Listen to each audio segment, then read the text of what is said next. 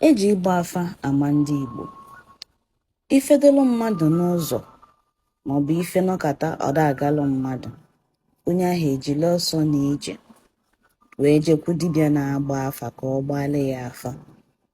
Ife Igbo ji agba afa dị iche iche. O nwere ife a na-akpọ ịta, nwee nke a na-akpọ atụrụkpa maọbụ ekpekpala, nwekwe ndị na-agba afa okwe. Afa niile a na-agba agba dị n'iche n'iche.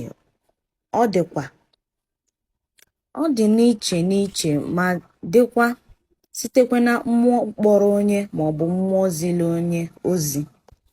Afa anaghị asị asị, mana dibịa na-agba afa nwere ike ọma nkọwa ife afa na-agwa ya ọfụma, nwekwa ike ọ na-atụ asị maka na ọ chọrọ ịnapụta onye ọ na-agbala afa ego.